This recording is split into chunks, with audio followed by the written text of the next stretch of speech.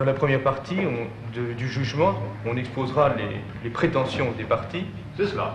Puis dans une seconde partie, on exposera les moyens des parties.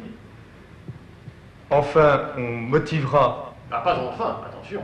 Non. Pas enfin, il y a encore un degré à franchir. Alors ensuite, on motivera oui. notre décision. Puis ensuite, on rendra notre décision dans la partie qui s'intitule le dispositif.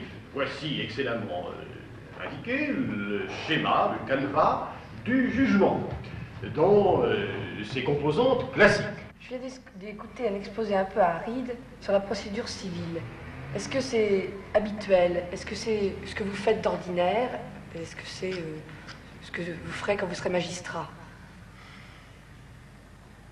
Essentiellement non, mais c'est une base indispensable dans l'exercice de notre profession, puisque l'acte de juger consiste à apprécier des faits, c'est-à-dire des hommes, la vie, et de lui appliquer des règles de droit pour trancher un litige.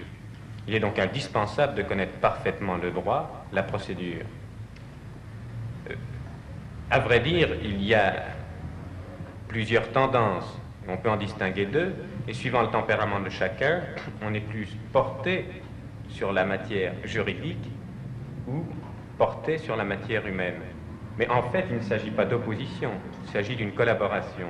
Il est bien évident que dans un monde qui est en transformation, le magistrat n'est pas seulement l'homme à qui l'arsenal des codes est nécessaire, mais il doit connaître les problèmes de ce monde.